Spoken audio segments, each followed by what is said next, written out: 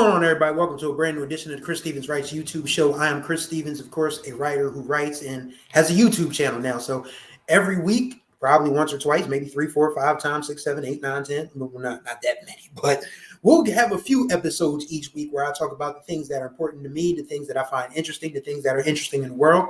And today, really quickly, I want to talk about NBA All-Star Weekend and the fact that, well, yeah, it was not a very good weekend for the entertainment dollar, to be honest with you. For those of us watching on TV, I don't know how the folks in Indianapolis, where the All-Star Game was held, this was the first time that Indy had hosted an All-Star Game since 1985.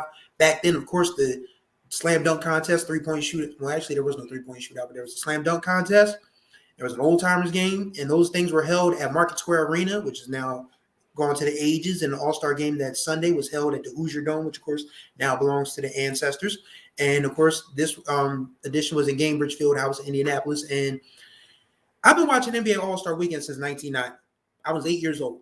I was a spoiled kid, not even going to lie to y'all. My mom got me a TV with a cable box in it at 8 years old in the third grade. I was able to watch All-Star Saturday and the All-Star Game in my own room as a kid.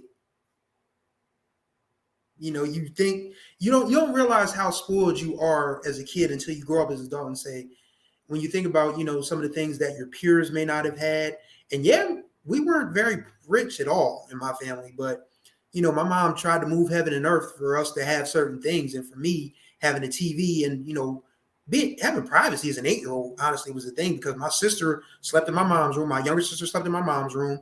My older sister had moved out because she had already had 2 kids by then. And my grandmother had her own room.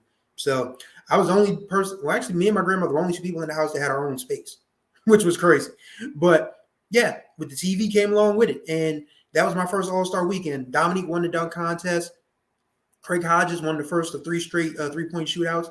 Never forget, Reggie Miller came close to winning at the end, but couldn't get the job done. And, of course, All-Star Sunday, the game was actually on CBS then, so it wasn't on cable. But still having a TV in my room, still being able to watch the All-Star game was pretty cool. See Magic Johnson win the MVP and all that good stuff. So basically, I've been watching that for 34 years, and this has been the least interested I've been in an entire All-Star weekend during the entire time that I've been an NBA fan. There was just absolutely nothing to really get excited about. I wasn't home for the rookie second year challenge, whatever it's called now. I wasn't home for the celebrity game, which I saw Micah Parsons took 31 shots. Now, this is one of those things where I want to remind people that Bomani Jones, when he had a radio show, he told a great story about a buddy of his who played pickup basketball with Lawrence Taylor. Of course, Lawrence Taylor is one of the greatest defensive players to ever play the game of football, probably is the greatest defensive player to ever play the game of football. And Micah Parsons is trying to assume that mantle. And Bo's friend, apparently, all LT would do was just hog the ball and put up shots and say, "LT in the house." One of my favorite stories from the Morning Jones memory banks. There might be another one that, I just need to say these 3 words and people that are going to remember that show and tune into this will just laugh upon hearing it. The whole ship. And we'll leave it at that. But yeah, Michael Parsons taking 31 shots in a celebrity game is just like peak LT in the house behavior from a dude who wants to be like Lawrence Taylor. Maybe aside from the the drugs and the the registry thing, but yeah. And but Saturday was what I was home for, and the skills challenge was the weirdest thing because they stopped they didn't stop with just the whole going around the traffic cones, layups, teardrops, ball handling skills, all of that. They did like these weird musical chairs things where you just had to like execute these different type of passes and had to make a half court shot. Now, I'll be honest with you. The half-court shot is something that professionals can make, but it's going to take them just as long as it does us regular folks. Because, it's not a shot that you normally take. Who really shoots from 50 feet out? Unless you're Steph Curry. But, yeah, even Steph doesn't make all of his half-court shots. So that to me felt weird. And then the three-point shootout, the three-point shootout wasn't bad. I'll save that as the event that one of the 2 events that really kind of saved it from being an absolute dud. It was still a dud, but it wasn't a complete dud.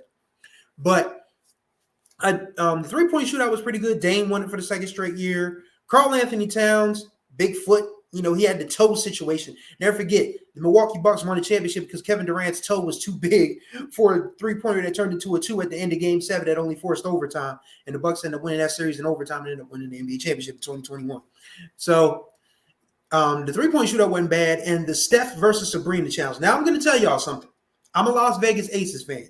And I'm a casual observer, participant, whatever you want to call it, of WNBA Twitter. I am really not a fan of the New York Liberty, and I really get annoyed with. I'm like the black women and the LGBTQ folks in WNBA Twitter that are just like really annoyed that Sabrina Ionescu gets all of this attention, and you've got Asia Wilson, who's the face of the league, best-selling author Asia Wilson, by the way, who's one of the funniest people on the planet. If you haven't seen her TikTok or IG reel of her shouting out Candace Parker during All-Star Saturday, come on, glitter pants, shimmer, shimmer. Asia's hilarious, man. She has the type of personality that you could build a league around. And I don't know why the WNBA refuses to do it.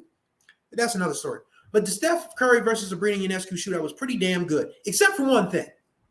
Kenny the Jet Smith, who I always thought was the coolest of the cool for the longest time, really disappointed me Sunday. Overall, he had a bad night, but some of the suggestions he was making during the Steph and Sabrina shootout were just like absolute chauvinism, and sexism. And it's like, dude, why are you suggesting these things when Sabrina's knocking them down from NBA range? Have her shoot at the women's line. She made 24 points from the men's line. Easy. And I'm not a huge Sabrina Ionescu fan, but I give the girl credit. She can shoot. And why doesn't she shoot with the men's ball? Because men usually have bigger hands than the women and, stronger wrists. And this isn't even just like, chauvinism, gender-based, generalizations. 9 times out of 10, men are just bigger than women. That's the way it works. And you see how people act when women are sometimes bigger than men. I mean, people have been calling Megan Thee Stallion a transgender woman for God knows how long. Never forget, and somebody today, some idiot today on Twitter, when the dude posted this amazing picture of Jade Cargill. If you're not a WWE fan, you will be when you see Jade Cargill. And, this dude quote tweeted and said, this is a road to liking penis. How do you look at a woman that damn fine and start thinking about Johnsons? Please help me understand. Explain it to me like I'm 5. Please. Like, looking at Jade Cargill, the last thing I'm thinking about is another man. I'm thinking about how Brandon Phillips, a former Philly killer, God, Brandon Phillips used to kill the Phillies. Oh my God, he was a pain in the ass when he played for the Cincinnati Reds. How I think Brandon Phillips is the luckiest man on earth because he gets to go home to Jade Cargill. That's the only time I think about another man. It's like, Brandon Phillips, you lucky motherfucker. You got Jade Cargill. What? Mind-boggling. Back to Kenny Smith, though. I was just very disappointed in his tone, in his actions, in his attitude Saturday night. You know how bad you have to look when Reggie Miller is the voice of reason, for crying out loud? And Reggie's a pain in the tuchus. I mean, he was a great NBA player, but his commentary skills leave a little bit to be desired. But he was in his bag in his adopted hometown in Indianapolis this weekend. I give Reggie credit. He was a great ambassador for the city. They had Bird out there. They had him. They had the legendary Oscar Robertson, who's still with us. God bless, at 86. No, he's 85. He doesn't turn 86 until later this year. So let's knock on wood. We still have Oscar Robertson around. God bless him. The first big guard to ever play this game. He's from Indianapolis. So Reggie Miller was a great ambassador for Indianapolis this weekend. And he was a great ambassador to correct Kenny Smith for some of the bull jive he was saying about Sabrina Ionescu during that shootout. Very disappointed in Kenny. Don't know what happened to him. Don't know if he had a sip or something. Don't know if, he's just one of them things where, nobody stays on top of their game forever. But it's very disappointing. Only thing more disappointing than Kenny Smith was the dunk contest. We can cancel the dunk contest, y'all, at least for a couple years. We don't need another one. This one was poo. Terrible. Horrible. Very bad. No good dunk contest. There were some okay highlights, like Jacob Toppin got robbed with the between the legs spin dunk. And Kenny, what bothered me about Kenny again is that he called Darnell Hillman Darnell Tillman. Darnell Hillman actually has a very interesting story. He was the first NBA slam dunk champion in 1977. This was when they had slam dunk contest during the NBA playoffs. And it was just like really random. It was just like this real thrown together event because the ABA had done it in 1976. But Darnell Hillman, 6'9" leaper from Sacramento, California, went to Hiram Johnson High School. Went to the service originally for 2 years. And then, Sacramento, San Jose State assistant coach saw him playing in the service. It was like, yo, we need this dude on the squad. So they got his discharge. He played at San Jose State for 2 years, joined the Indiana Pacers when they were in the ABA, won a couple championships there, and was one of the first, highlight dunkers of the era. It was him, Doc, eventually David Thompson. These were the guys that really started to make the dunk like, fancy. And of course, you have to have Darnell Hillman in Indianapolis judging the slam dunk contest. And Kenny was just running down Darnell Hillman, calling him Darnell Tillman.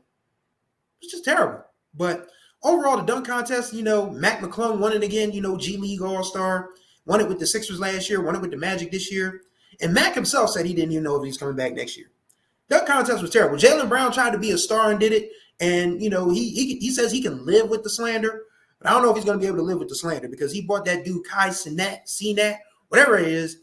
He's one of those dudes that I think he's cornier than Nebraska and Iowa combined. Like, there's nothing redeeming about that streamer dude that just, says that he deserves to be famous. And it just makes no sense to me that this dude literally has this clout to be an NBA All-Star weekend. Like, the whole weekend in the game itself, the Sunday game itself, I watched it in bits and pieces. 211 to 186. I'm a basketball fan. I actually run a basketball blog, First State Hoops Report, covering high school basketball and sometimes college ball here in Delaware. And I said it last night on Twitter, and I'll say it again here. No basketball team should ever score 200 points in a game. That's not natural. That's not normal. And to have it and have 397 points combined in the All-Star game just shows that nobody takes this thing seriously anymore. And I've seen some folks on Twitter say that, they probably should just lean into the ridiculousness or try to revamp it. You got to make these guys care because these guys don't give a damn. They certainly didn't give a damn last night. Giving up one side gives up 186, the other side gives up 211. Where's the fun in that? Where's the excitement in that? I wish I had some suggestions. I mean, granted, you could make a bigger pot, for the winning team. The Elam ending was okay, but people didn't understand it. And just the All-Star weekend itself this year was very disappointing, and I was very disappointed, to waste my time on it, honestly. But I wanted to talk about it because I just felt like, I had to get some things on my chest in regards to Kenny Smith, in regards to how, chauvinist sports journalism is and, how they give women's basketball a bad rep. Like, for instance, my day job for HBCU Sports, I talked to Olivia Antia. She is Live on Hoops on Twitter. She played at Florida A&M, and she was so moved by her HBCU experience. But she said, I want to keep this thing going. So she started Live on Hoops. And if you follow her on Twitter and YouTube, she has some really good stuff about, HBCU women's basketball, a lane that people really weren't, interested in, paying interest to before. But we've had dudes say dumb stuff like, they need to lower the rim. We need the women that should support the WNBA and college women's basketball don't support it. What this means to me, I'm going to say this and I'm going to say it clear.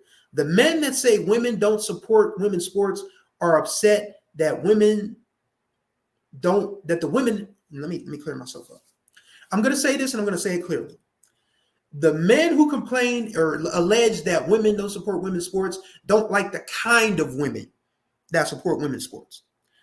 Because women, they're not all feminine. They're not all, girly with the makeup and the nails and the tight gear and all of that. Sometimes women are tomboys. Sometimes women are masculine. Sometimes women are just there to exist. I mean, they're not there for men's sexual gratification.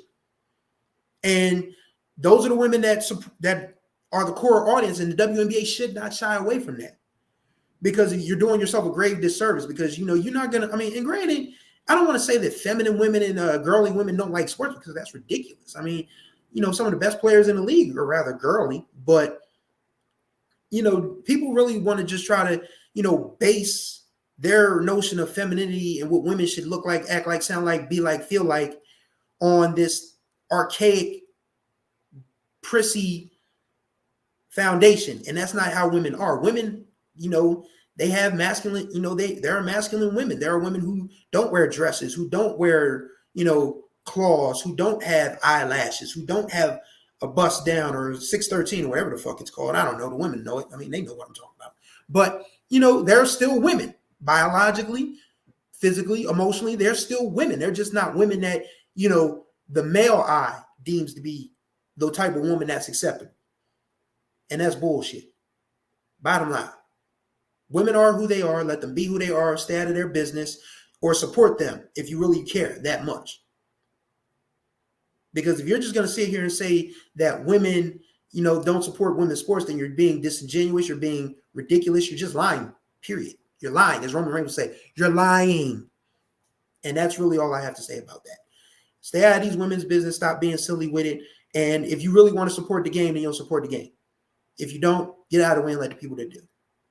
And that's going to do it for this edition of the Chris Stevens Writes YouTube channel. There'll probably be another couple episodes this week if I can swing it, because high school basketball is getting to state tournament time right here. I'm going to be very busy the next 2 weeks. Oh, God help me. 3 weeks, actually. God help me. But yeah, overall, thank y'all for watching. All the contact information will be in the description below. Oh, before I go, I'm still trying to raise money to get my transmission fixed for my car, or if that can't be done, maybe get some kind of replacement in the meantime until I can do better. So if you feel so moved by anything that I do, my writing, my podcasting, my vlogging, the link to the GoFundMe will be in the description below. It will also be in the description below. You will find all my social media handles and an email address. You want to reach out to me, if you got an idea for a show, if you want to be a guest, let me know. We can make it happen. So thank y'all for watching this edition. Until next time we speak, y'all be good or be good at it.